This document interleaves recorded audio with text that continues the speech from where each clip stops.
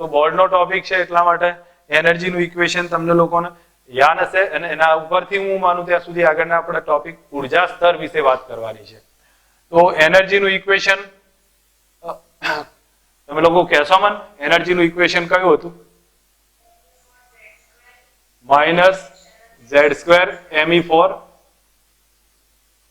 8 epsilon 0 square h square n square. આ બધા equation નહીં આવડે તો આગળ જતા તકલીફ પડશે. હું પહેલા જ કહું છું બધી વસ્તુઓ રેડિયસનું ઇક્વેશન, આનું વેલોસિટીનું, આ બધી સમજ હોવી જોઈએ. કારણ કે તમને એવું લાગશે પણ એના સિવાય MCQ એક્ઝામ્પલ એક કે નહીં ગણી શકો. MCQ તો એક પણ નહીં આવડે. આ બધી વસ્તુની સમજ રાખજો. એટલા માટે જે કહું છું એને થોડુંક ધ્યાનથી સમજીને પ્રિપેર કરતા જજો. આ માઇનસ નિશાની હતી, માઇનસ 13.6 ઇલેક્ટ્રોન વોલ્ટ. બરોબર, અહીંયા અથવા તો સીધું લખી દો તો પણ આવશે minus 13.6 Z square by n square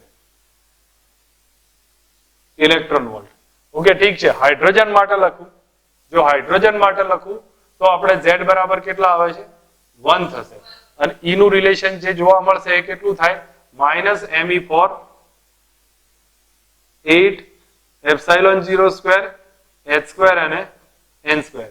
That means અહીંયા લખી શકું તો minus 13.6 by n square electron volt. આ એક રિલેશન આવતું હતું. ક્લિયર છે? આના આધારિત એક ઇક્વેશન આવશે. રેડિયસનું ઇક્વેશન હું અહીંયા લખી દઉં છું, એ સાઈડમાં લખી કાઢું છું જેથી કરીને આપણે વધારેમાં બીજું ડિટેલમાં નહીં જોતા. R બરાબર પોઈન્ટ અથવા તો જે એક્ઝેક્ટ સ્ટેપ લખી જઈએ તો કયું આવશે? n સ્ક્વેર h સ્ક્વેર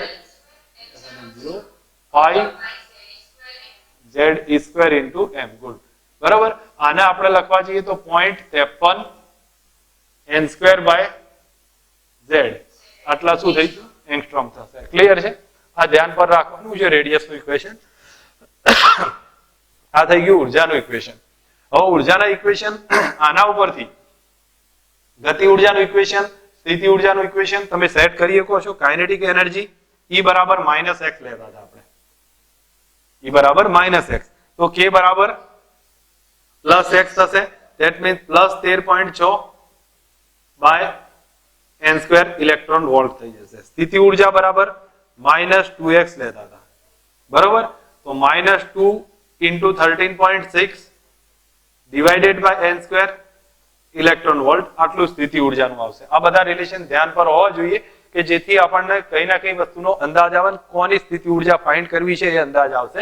હું તમને આ વ્યાપક ઇક્વેશન પરથી થોડાક દાખલાઓની એક પ્રેક્ટિસ કરાવીશ અને પછી આગળના જે આપણો ઉર્જા સ્તરનો ટોપિક છે એને સમજવાનો ટ્રાય કરીએ. ચલો, આ પોઈન્ટ તમારી સામે છે તો હવે તમે એક વસ્તુનો વિચાર કરજો અને તમે મને એક બે પોઈન્ટ જે છે એ રિવાઇઝ કરીને હિન્ટ આપવાનો ટ્રાય કરજો. હું તમને એમ સિમ્પલ પૂછું છું કે હિલિયમ પરમાણુ છે, જે બોર્ડના સ્ટુડન્ટ છે એમના માટે વાત કરું છું. બધી વસ્તુ મેં નીટના લેક્ચરમાં થોડીક આગળ વાત કરી ચૂક્યો છું. હિલિયમ પરમાણુ છે એમાં Z બરાબર 2 હશે અને એની ધરા અવસ્થાની એટલે પ્રથમ n બરાબર 1 ની ઉર્જા કેટલી? તો ટોટલ એનર્જીમાં તમારે શું ચેન્જીસ આવશે ભાઈ? E બરાબર અહીંયા જે આ જ ઇક્વેશન આવે, બીજું કંઈ કરવાનું નથી. તમે શોધતા શીખી જશો તો ખ્યાલ આવી જશે. 13.6 Z નો વર્ગ કેટલો થાય? એટલે 2 નો વર્ગ 4 થઈ જશે અને નીચે n બરાબર 1 આવશે. બરોબર, તો આ Z એટલે 2 નો વર્ગ 4 ભાગ્યા 1 થશે. તો 13 ગુણ્યા 6.6 ગુણ્યા 4 54 સમથિંગ જવાબ આવશે. એક એનર્જી એની મળી ગઈ છે. બરોબર, રેડિયસ પૂછાય, ત્રિજ્યા પૂછાય તો 0.53 n 1 લઈ લેવાના તો 1 નો સ્ક્વેર બાય z કેટલા આવશે? 2 થશે. તો બસ આ જવાબ થશે. એવું કોઈ પણ માટે પૂછાય, કોઈ પણ ની કઈ કક્ષાની પૂછાય, હાઇડ્રોજન, હિલિયમ, ગમે તે, લિથિયમ, તો એના માટે આ જ રીતે પેટર્ન થી યુઝ કરવામાં આવશે. જે MCQ માં વધારે ક્લિયર થશે પણ અહીંયા આપણને સમજશે. હવે રેડિયસના આધારે જોવો તો કક્ષા બને. n બરાબર 1મી કક્ષા, બીજી કક્ષા, ત્રીજી કક્ષા. પણ જો ઉર્જા સ્તરના આધારે જોવો તો અવસ્થા બનશે. આપણે ઉર્જા સ્તરના આધારે ચેક કરવાનું છે, એની અવસ્થાઓ બનાવવાની છે. તો આપણે હું પહેલા જ તમારી સામે લખું છું. જો n બરાબર E નું સૂત્ર તમારી સામે અહીંયા લખી દઉં છું. માઇનસ અહીંયા એક સ્ટેપમાં લખી દઈએ છીએ આપણે, જે E બરાબર minus 13.6 by n square. Hydrogen પરમાણુની વાત થાય છે. Z એટલે નથી લેતો, મેં Z લેતા તમને નીટના લેક્ચરમાં વાત કરેલી હતી. અહીંયા હું ફક્ત હાઇડ્રોજન પરમાણુની જ વાત કરું છું. NCERT મુજબ છે. તો n બરાબર 1 લખીશ તો E1 કેટલા આવી જશે? કોઈ કહેશો મને? n બરાબર 1 લખીશ તો E1 બરાબર -13.6 ઇલેક્ટ્રોન વોલ્ટ, n બરાબર 2 લખીશ તો E2 બરાબર -13.6 ભાગ્યા કેટલા થાય 4 થશે અને ફાઇનલી આન્સર આવશે -3.4 ઇલેક્ટ્રોન વોલ્ટ. એ રીતે n બરાબર 3 લખી દઉં, E3 બરાબર થાય -13.6 ભાગ્યા 3 નો વર્ગ 9 થશે અને કેટલા થાય 1.51 ઇલેક્ટ્રોન વોલ્ટ. હવે આનો લેયર પ્રિપેર કરીએ તો આ આપણા માટે n બરાબર 1 અવસ્થા છે, n બરાબર 1 છે અને એનો ઉર્જા આવે છે -13.6 ઇલેક્ટ્રોન વોલ્ટ, તો -13.6 ઇલેક્ટ્રોન વોલ્ટ આની એનર્જી થઈ. બીજું એનાથી આગળ જોઈએ તો n બરાબર 2 આવશે, જે અહીંયા લખું છું n બરાબર 2 છે. n બરાબર 2 ની ઉર્જા છે એ -3.4 ઇલેક્ટ્રોન વોલ્ટ છે, જે અહીંયા લખું છું -3.4 ઇલેક્ટ્રોન વોલ્ટ. એનાથી થોડુંક આગળ n બરાબર 3 આવશે, જે અહીંયા આપણે બતાવ્યું છે n = 3 અને એની energy -1.51 electron volt. Clear? n બરાબર 4 આવશે, થોડું નજીક બતાવતો જઉં છું તો n બરાબર 4 આવી ગયું છે. એની વેલ્યુ તમારે યાદ રાખવાની 13.6 ભાગ્યા 4 નો વર્ગ થશે અને 4 નો વર્ગ થાય એટલે કેટલા આવશે 0.85 આવશે, -0.85 ઇલેક્ટ્રોન વોલ્ટ. ક્લિયર છે? હવે નેક્સ્ટ એનાથી આગળ બીજું અહીંયા બતાવું છું, n બરાબર 5 થશે, એનું થશે 0.55 થાય છે, સોરી 51 કે 51 થશે લગભગ 0.51 ઇલેક્ટ્રોન વોલ્ટ. સોરી મારી ભૂલ હશે થોડુંક લખવામાં, 0.54 ઇલેક્ટ્રોન વોલ્ટ થશે. ક્લિયર છે? અને પછી હું વધારે નથી લખતો, એના પછી n બરાબર 6 લખશો તો 0.39 આવશે. ઇન્ફાઇનાઇટ લખી દઉં અનંત તો ઉર્જા 0 થઈ જાય. આ ઉર્જા સ્તર આપણને યાદ હોવા જોઈએ કઈ રીતે બને છે.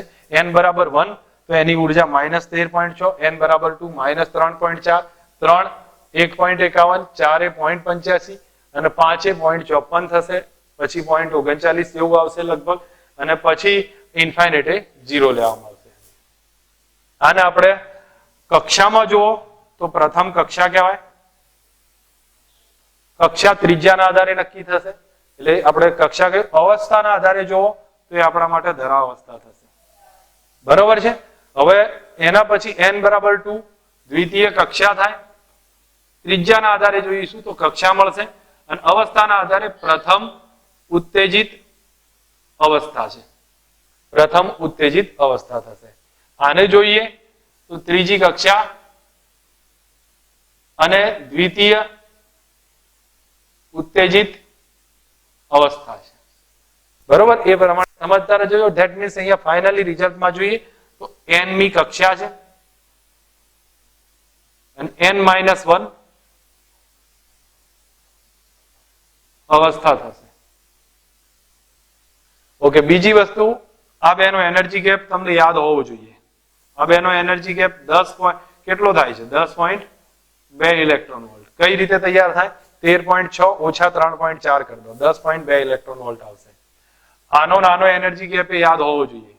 કેટલો થાય તો 12.01 ઇલેક્ટ્રોન વોલ્ટ, 12.01 ઇલેક્ટ્રોન વોલ્ટ. બાકી પછીના એનર્જી ગેપ મેં નીટમાં તમને રિવાઇઝ કરાયા છે, એ બેટર રહે, યાદ રાખી લો. આ બેનો કેટલો થતો હતો તમને જો કોઈની ખબર હોય તો, જોયું હોય લેક્ચર તો તમને અંદાજ હશે, બાકી હું છોડી દઉં છું. તમે ના જોયું હોય તો જોઈ લેજો પહેલા અને એ પ્રમાણે પ્રિપેર કરીને રાખવાનું છે. બરોબર?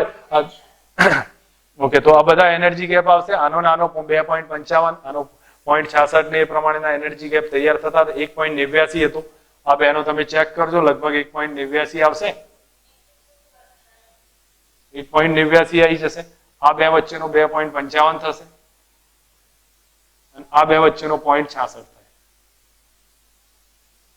યાદ હોવા જોઈએ આ બધા એનર્જી ગેપ, તો આપણા માટે કામ ચાલશે. હવે આ થઈ ગઈ નોર્મલ વાત છે જે આપણે સમજવાની હતી.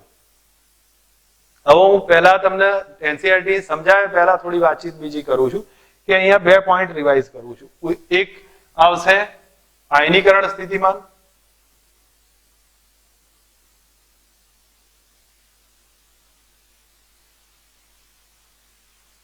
અને બીજું ઉત્તેજિત સ્થિતિમાન. હું પહેલા આયનીકરણ સ્થિતિમાનની વાત કરું છું. આયનીકરણ સ્થિતિમાન એટલે આપણે બીજા શબ્દોમાં એનું વર્ક ફંક્શન કહીએ છીએ.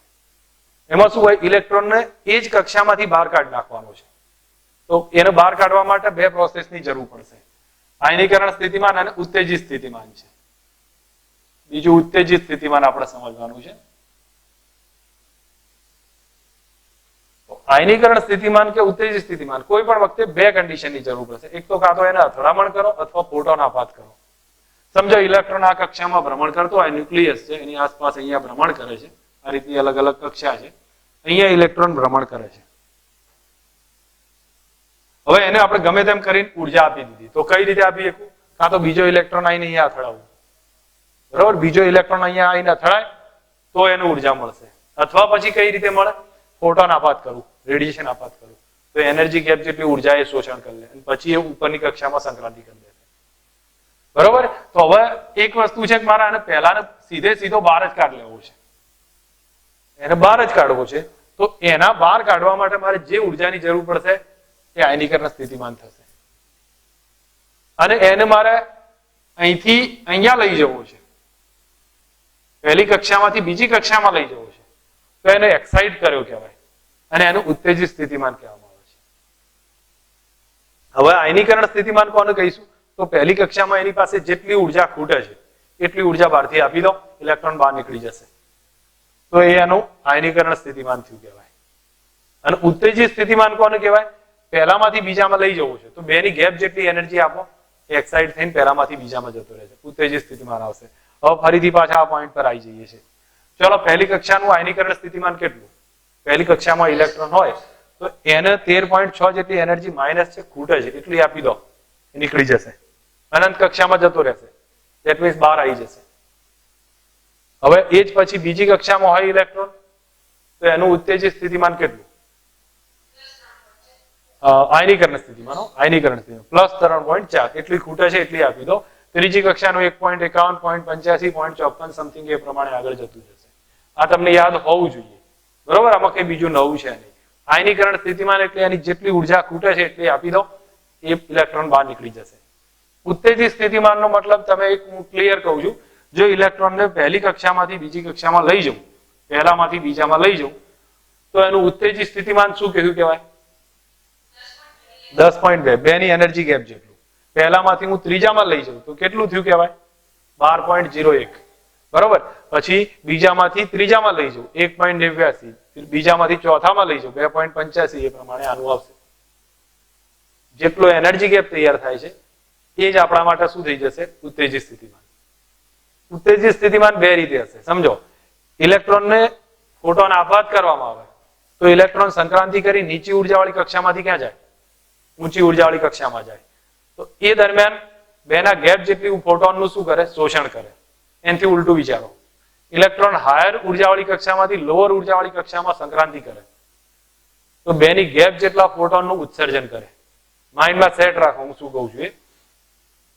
ઇલેક્ટ્રોન લોઅર ઓર્ડરમાંથી હાયર ઓર્ડરમાં જાય, લોઅર ઓર્ડરથી હાયર ઓર્ડરમાં જાય, એ વખતે આપણે ફોટોન આપવું પડશે, અને એટલા ફોટોનનું શોષણ કરી લેશે અને ત્યારબાદ એ લોઅર થી હાયર ઓર્ડરમાં જશે. અને ધારો કે ઉલટું થાય છે, હાયર ઓર્ડર થી લોઅર ઓર્ડરમાં આવે છે, તો શું થશે? એ બેના એનર્જી ગેપ જેટલા ફોટોનનું ઉત્સર્જન કરશે. ઓકે, આપણને આ સમજ આવી જોઈએ. આટલું જો ક્લિયર હોય તો આપણે એને જે સમજાવવાનું છે એ તમને જલ્દી અંદાજ આવશે. અહીંયા શું કીધું છે થોડુંક ધ્યાન આપી દો.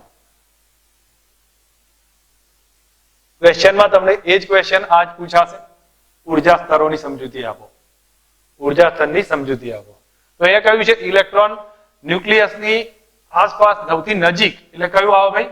n=1. ઇલેક્ટ્રોનની સૌથી નજીક હોય એની ઉર્જા કેટલી હતી? -13.6, જે સૌથી ઓછી હતી, એટલે લઘુત્તમ ઋણ ગણવામાં આવી છે. આ મહત્તમ ઋણ અથવા લઘુત્તમ ઉર્જા ગણવામાં આવી છે. n બરાબર, પછી આગળ જાઓ, n બરાબર 2, 3, 4 એમ ઉર્જા કેવી થતી જશે? વધતી જશે. તમે ઓબ્ઝર્વ કરશો તો તમને ખ્યાલ આવશે કે આપણે અહીંયા જોઈએ -13.6 સૌથી ઓછી, એનથી થોડી વધારે, એનથી વધારે, એમથી વધારે 0 એ પહોંચશે. તો અહીંયા આપણને જે સ્ટેપ કહ્યું છે એ સમજો કે n બરાબર 1 હોય એવી કક્ષામાં ભ્રમણ કરે ત્યાં ઉર્જા સૌથી ઓછી હશે. n બરાબર 2, 3, 4 જશે એમ ઉર્જાનું મૂલ્ય ક્રમશઃ કેવું થતું જશે? વધતું જશે. તો n બરાબર 1 જે છે એને આપણે કઈ અવસ્થા નામ આપ્યું? ધરાવસ્થા કીધું. ત્યાં ઉર્જા કેવી છે? સૌથી ઓછી છે. અને ઇલેક્ટ્રોન કઈ એ વખતે કેટલી ત્રિજ્યામાં ભ્રમણ કરશે? મેં તમને કહ્યું હતું 0.53 એંગસ્ટ્રોમ. n બરાબર 1 હોય તો ઇલેક્ટ્રોન સૌથી નાની ત્રિજ્યામાં A0 માં ભ્રમણ કરશે. A0 આપણને ખ્યાલ છે 0.53 એંગસ્ટ્રોમ. અને n બરાબર 1 ની ઉર્જા કેટલી?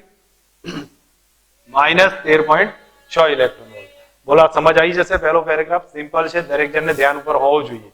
આમાં જે બતાવ્યું છે એની અંદર જો n બરાબર 1 હોય ત્યારે એની ઉર્જા સૌથી ઓછી હોય છે. n બરાબર 1 ની સૌથી ઓછી હોય છે.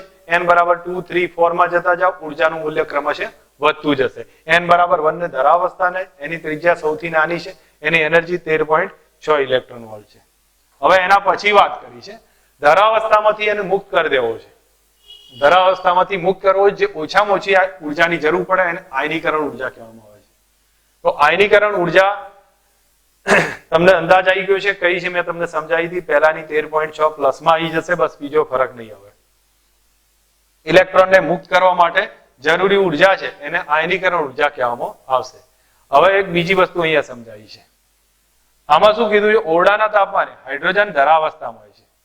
હવે એને કોઈ સંઘાત કરો અથવા ફોટોન આપાત કરો, એની સાથે કોઈ અથડામણ કરો અથવા ફોટોન આપાત કરો તો ઇલેક્ટ્રોન નીચી ઉર્જાવાળી કક્ષામાંથી ઊંચી ઉર્જાવાળી કક્ષામાં સંક્રાંતિ કરી દે. તો ઇલેક્ટ્રોન ઉર્જા પ્રાપ્ત કરશે અને એ પ્રાપ્ત કરી ઉચ્ચ અવસ્થા ઉપર લઈ જવામાં આવશે. આ સ્થિતિમાં ઉત્તેજિત સ્થિતિમાન ઉત્તેજિત અવસ્થામાં થશે. બરોબર? તો એનો મતલબ એમણે બતાવ્યું જો બીજી કક્ષામાંથી ક્યાં લઈ જવાનું છે? ત્રીજી કક્ષામાં લઈ જઈએ. પહેલામાંથી બીજામાં લઈ જવું છે. પહેલામાંથી બીજામાં લઈ જવું છે તો કેટલી એનર્જીનો ફોટોન જોઈશે? 10.2. પહેલામાંથી ત્રીજામાં લઈ જવું છે, કેટલી એનર્જીનો ફોટોન જોઈએ? 12.09. તો આ રીતે ઉર્જાની જરૂર પડશે. આને ઉત્તેજિત સ્થિતિમાન કહેવામાં આવે છે. બરોબર? આ આપણા માટે કયું થઈ ગયું? ઉત્તેજિત સ્થિતિમાન કહેવામાં આવશે. હવે એક બીજી વસ્તુ કે n બરાબર ઇન્ફાઇનેટલી અનંત કક્ષા માટે વાત કરું તો અનંત કક્ષાની ઉર્જા કેટલી ગણવામાં આવે? 0 ગણવામાં આવશે. અહીંયા એ અવસ્થાની થોડી વાતચીત કરી છે. જેમ જેમ હાઇડ્રોજન પરમાણુની ઉત્તેજિતતા વધશે એટલે કે n નો ક્રમ વધશે એમ લઘુત્તમ ઉર્જા ઘટતી જશે. બેનો ગેપ ઘટતો જાય છે. તમે ઓબ્ઝર્વ કર્યો હશે કે અહીંયા જે બતાવ્યું છે એની અંદર તમે જુઓ પહેલા જેમ જેમ ઉપર જતા જાઓ ગેપ કેવો થતો જાય છે? ઘટતો જાય છે. એની વાત કરી છે. ઠીક છે. હવે મહત્વનો પોઈન્ટ અહીંયા તમારી સામે છે કે આની અંદર બીજું કઈ વધારે લખ્યું નથી. અનંત કક્ષાની ઉર્જા કેટલી ગણી છે? 0 છે. અને એક વસ્તુ ધ્યાન પર રાખજો, અનંત કક્ષા છે એ ઇન્ફાઇનાઇટ છે અને એ સ્થિતિમાં ત્રિજ્યા કેટલી આવશે? કક્ષા અનંત થઈ જાય તો ત્રિજ્યા અનંત થશે, કારણ કે આર નું પ્રપોઝનલ ટુ n સાથે સીધું રિલેશન છે. તો જ્યારે અનંત કક્ષાની ત્રિજ્યા પણ કેવી હશે? અનંત હશે, પણ ઉર્જા કેવી હશે? 0 હશે. ઓકે, એક વખત રિવિઝન લઉં છું. આપ ક્વેશ્ચન થોડુંક ધ્યાન રાખી દો, સમજ આવે એવું છે. આમાં કઈ બીજું વધારે બતાવ્યું નથી. તમારે થોડું ધ્યાન રાખીને એકવાર ડિટેલથી સમજવાની જરૂર પડશે. પહેલા મને કહેશો આમાં ઇલેક્ટ્રોન જ્યારે n બરાબર 1 અવસ્થામાં હોય છે ત્યારે એની પાસે ઉર્જા કેવી હોય છે? સૌથી ઓછી હોય છે. 2, 3, 4 માં જતો જાય એમ ઉર્જા થોડી થોડી વધતી જશે.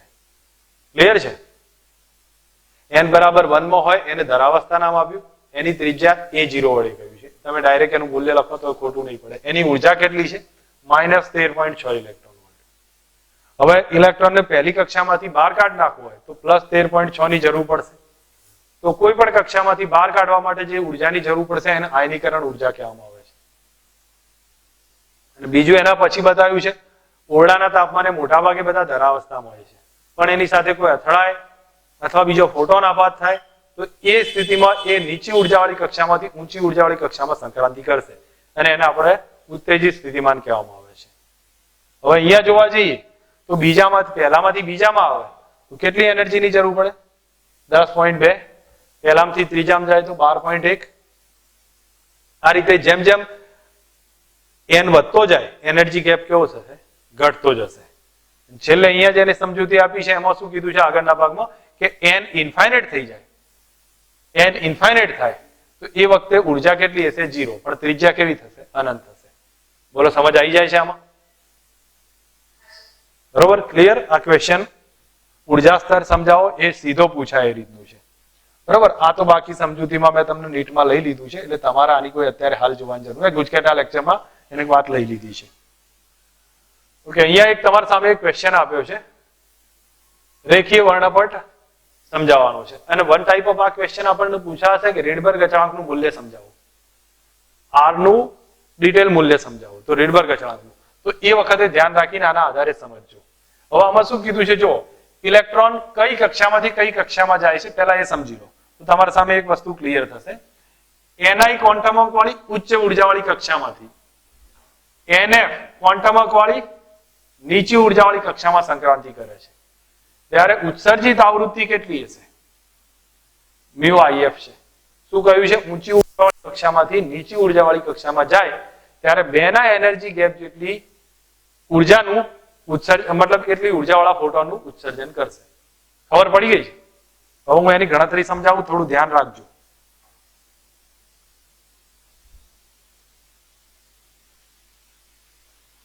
ni માંથી nf માં જાય છે, કેટલાનો ફોટોન ઉત્સર્જિત થાય છે? μIF. ઠીક છે, ચલો આની ઉર્જા EI છે, આની ઉર્જા EF છે, તો કોની ઉર્જા વધારે છે? EI ની વધારે છે. બરોબર, હું અહીંયા લખી શકું તો EI માઇનસ EF બરાબર ડેલ્ટા E થાય H મ્યુ, ગણીએ H મ્યુ, એને IF લખું છું. બરોબર, ઠીક છે, NF લખશો તો એ ચાલશે, એનાથી કોઈ ફરક નહીં પડે. EI નું ઉર્જાનું સૂત્ર આવડવું જોઈએ તો તમે ડાયરેક્ટ યુઝ કરો, અધરવાઇઝ પછી સ્ટેપ લખવું પડે. પણ ઉર્જાનું સૂત્ર લખી દો, કયું થાય? Z² Me4, Z કાર્ડ નાખીએ ને આપણે, Z કાર્ડ નાખીએ તો Me4 divided by 8 epsilon 0 square h square ni square. ઠીક છે ને, n ના બદલે ni કર્યું. અહીંયા શું લખું? Me4 8 epsilon 0 square h square nf square થશે બરાબર h if. આ ઇક્વેશન થયું. આપણે આમાંથી કોમન કાર્ડ નાખીએ તો હું અહીંયા લખવા જાઉં તો કોમન નીકળશે, Me4 નીકળશે, 8 epsilon 0 square h square નીકળશે, એક h અહીંયા જોડી જશે, h ક્યુબ થઈ જશે. That means mu નું ઇક્વેશન if બરાબર જો તો કોમન નીકળે તો આપણા માટે થશે Me4 8 epsilon 0 square h cube થાય. બરાબર, અને કૌંસમાં રહેશે, કૌંસમાં ઓલરેડી સમજવામાં મારે થોડી લખવામાં ભૂલ છે, આ ઉર્જા માઇનસ હશે તો આ માઇનસ માઇનસ પ્લસ થશે, તો NF આગળ આવશે, NI પાછળ જશે. કૌંસમાં 1/NF નો સ્ક્વેર માઇનસ 1/NI નો સ્ક્વેર. ઠીક છે, આ ઇક્વેશન આવ્યું. F બરાબર C/λ લખાય, તો C/λ બરાબર μIF છે. આમાંથી 1/λ બરાબર શું લખાય? μ/c કરી દેવાય. c તમે ભાગ્યા c કરી દો તો 1/λ બરાબર કયું સ્ટેપ થાય? Me4 8 epsilon 0 square h square h cube into c, h cube into c, અને ડિવાઇડ કૌંસમાં રહેશે 1/NF square minus 1/NI square. ઠીક છે, આના બદલે રીડબર્ગ અચળાંક કહેવાય છે. આ રીડબર્ગ અચળાંક છે. તો આ રીડબર્ગ અચળાંક થયો તો આપણું ફાઇનલ ઇક્વેશન કયું આવ્યું? 1/λ is equal to r 1/NF square minus 1/NI square. આ જે બધી તરંગ લંબાઈઓ શોધતા હતા એ જ ઇક્વેશન આવ્યું છે. જે બી તરંગ લંબાઈઓ શોધતા હતા એ જ. રીડબર્ગ અચળાંકનું મૂલ્ય યાદ હોવું જોઈએ, હું માનું ત્યાં સુધી. r બરાબર મૂલ્ય તો ખ્યાલ છે પણ આપણે સૂત્ર લખી દઈએ, Me4 8 epsilon 0 square h cube into c બરાબર 1.09737 into 10⁷ મીટર ઇનવર્સ. મેં કાલે કદાચ એક લેક્ચર લીધું હતું, એમાં કદાચ માઇનસ લખાઈ ગયું હતું મારાથી, એ ચેક કરી લેજો તમે. હા, બરોબર, તો એ તમે ચેક કરી લેજો. ટૂંકમાં આટલું એક ડિટેલ છે. હવે આ એક સમજ પ્રોપર હોય તો આગળની થિયરી બી કમ્પ્લીટ છે, એ વધારે નથી. એમાં તમને જો ફરી એકવાર બતાવી દઉં છું. એને શું કીધું શરૂઆતના સ્ટેપમાં, તમે ઓબ્ઝર્વ કરશો તમને અંદાજ આવશે ક્યાંથી ક્યાં જવાનું કીધું છે? ઊંચી ઉર્જાવાળી કક્ષા NI માંથી નીચી ઉર્જાવાળી કક્ષા NF માં સંક્રાંતિ કરે છે, ત્યારે આટલું ઉત્સર્જન થાય છે. તો આપણે જે એનર્જી ગેપ લખ્યું, NI ઊંચી ઉર્જાવાળી કક્ષા માંથી નીચી ઉર્જાવાળી કક્ષામાં આવે છે. EI માઇનસ EK બરાબર HF કર્યું છે. હવે આમાં તમે કિંમત લખતો આ યાદ હોવું જોઈએ સૂત્ર, નહીં તો નહીં આવે જવાબ. Me4 8 epsilon 0 square h square into NI square. આ સ્ટેપ લખ્યું. Me4 બહાર કાઢ નાખ્યા. આ સ્ટેપ તો આટલું રહ્યું. h નીચે ભાગી દીધું. હવે mu બરાબર c upon lambda છે, તો 1 upon lambda બરાબર mu by c થાય. તો આપણે અહીંયા તો છે જ, અને આને ભાગ્યા c કરી નાખીએ. તો 8 Me4 8 epsilon 0 square h cube into c. બાકી સ્ટેપ એના રહ્યું. આના બદલે રીડબર્ગ અચળાંક આવી ગયો છે. રીડબર્ગ અચળાંક છે. રીડબર્ગ અચળાંકની વેલ્યુ આપણે આટલી થશે અને મૂલ્ય આટલું થશે. બોલો સમજ આવી ગઈ છે? કોન્સેપ્ટ સમજ આવે ને? હવે આનો ઉપયોગ ક્યાં થાય છે? આનો ઉપયોગ ક્યાં થશે? તો સિરીઝમાં થશે. લાયમન, બામર, પાસ્ચન, બ્રેકેટ એ બધી સિરીઝ એ જ કોન્સેપ્ટ પર યુઝ થતી હશે, એમાં કોઈ નવું નહીં હોય. તો તમને ધ્યાન પર હોવું જોઈએ, જે આપણે આગળના એક થોડું ક્લિયર કરીને બતાવી દઉં છું, જેથી તમે સમજી શકો છો. n બરાબર 1 લખું છું, 2 3 4 5. ચલો મેં આટલું લખ્યું છે, ઠીક છે. આમાં આ કઈ થશે? આ સોરી, અહીંયા હું બતાવતો જઉં છું. જો પહેલામાં આવતી હોય બધી લાયમન આવશે ને. હા, તો પહેલામાંથી બીજામાંથી પહેલામાં આવે ને એ લાયમન આલ્ફા છે. ત્રીજામાંથી પહેલામાં આવે એ લાયમન બીટા. અહીંથી આવશે લાયમન ગેમા થશે. ક્લિયર? આમાંથી આવ્યું એ લાયમન આલ્ફા, લાયમન બીટા, લાયમન ગેમા. ચલો બીજામાં આવે અને ત્રીજામાંથી આવતી હોય તો બામર આવે, બામર આલ્ફા. બરોબર? અહીંથી આવે બામર બીટા થાય, અને અહીંથી આવે બામર ગેમા થશે. ચલો અહીંયા આવતું હોય, અહીંયા થશે ત્રીજામાં આવે લાયમન, બામર, પાસ્ચન, પાસ્ચન આલ્ફા, બીટા, ગેમા. એ રીતે ચાલશે. અહીંથી આવે બ્રેકેટ, એ પ્રમાણે ચાલશે. સમજ આવી ગઈ? તો આમાં કોઈ મોટી વસ્તુ તો છે નહીં. એનર્જી ગેપના આધારે મેં તમને દાખલાઓ કઈ રીતે કરવા એ નીટમાં સમજાવી દીધું છે. હું અહીંયા એની કોઈ કેલ્ક્યુલેશન નહીં આઈડિયા આપું. તમે આ બેને ગેપ ડેલ્ટા બરાબર h સિવાય લેમ્ડા કરો, જવાબ આવી જશે. તમારે ફાઇનલી સીધું સ્ટેપ કયું મેં કીધું હતું? ડેલ્ટા E બરાબર 12.42 વાળું કીધું હતું, ગુણ્યા 10 - 7 ભાગ્યા લેમ્ડા. આ સ્ટેપ યુઝ કરી લેવાનું, લેમ્ડા મળી જશે. ઠીક છે? હવે હું NCERT થિયરી તરફ લઈ જાઉં છું. તો થિયરીમાં જુઓ, સેમ કોન્સેપ્ટ યુઝ કર્યો છે, કોઈ વધારે તો એમાં ડિટેલ બતાવી નથી. હવે એના પછી અહીંયા જે વાત કરી, જુઓ h mu બરાબર ENI માઇનસ EF. હવે એનર્જીના ઇક્વેશન ક્યાંથી આવે એ તમારે સમજવા હોય તો મેં આગળ તમને સમજાવ્યું છે, એમાંથી તમારે ચેક કરવાનું. Me4 8 epsilon 0 square h square 1 upon NF square minus 1 upon NI square. અને એમાંથી ફ્રીક્વન્સીને સબ્જેક્ટ બનાવીને એક ઇક્વેશન લખ્યું છે. જો કે હું માનું ત્યાં સુધી તમને આઈડિયા આવી જાય એવું છે, આમાં કંઈ બીજું વધારે નથી. ફ્રીક્વન્સી સબ્જેક્ટ બનાવીને આ ઇક્વેશન લખ્યું છે. પણ પછી હવે આગળની કેલ્ક્યુલેશન છે, એમાં તમને રીડબર્ગ અચળાંકનું મૂલ્ય બતાવ્યું છે.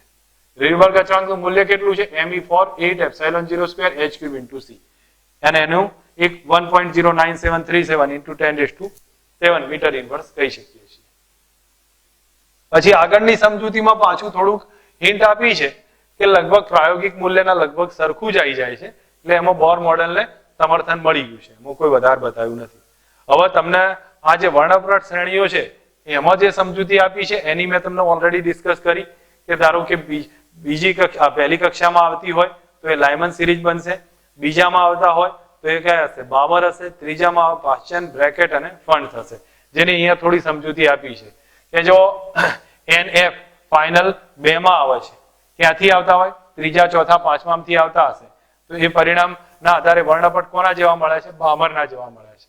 તો બામરના જેવું જ રિલેશન મળ્યું છે. પછી 1 માં આવતા હોય NF, અને ક્યાંથી આવતા હોય? 2, 3, 4 થી આવતા હોય તો એ લાયમન જેવા છે. એ પ્રમાણે આગળ વર્ણપટ શ્રેણીઓ બની જશે, જે બીજી શ્રેણી તૈયાર થાય છે. બરોબર? આમાં કઈ બીજું વધારે નથી. બાકી પછી ડિટેલમાં જો આટલું લખું, આટલું અહીંયા સુધી તમારે બતાવવાનું છે. એના પછી શોષણ વર્ણપટની વાત કરી છે. આ શ્રેણી શેમાં મળે ભાઈ? ઉત્સર્જન વર્ણપટમાં મળે. અને આ શેની વાત કરી છે આગળના ભાગમાં? શોષણ વર્ણપટ. અને શોષણ વર્ણપટ કઈ રીતે રજૂ થાય?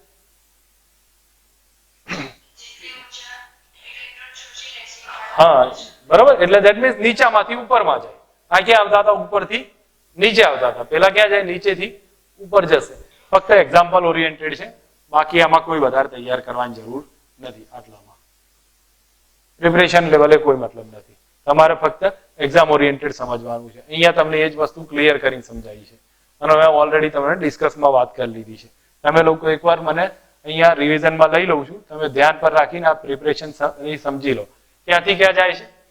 NI થી NF માં આવે છે. તો મ્યુ IF જેટલું ઉર્જાની છૂટી પડે છે. તો કઈ રીતે બતાવે? EI માઇનસ EF બરાબર H મ્યુ. EI એટલે ME for 8 epsilon 0 square H square NI square અને અહીંયા NF square.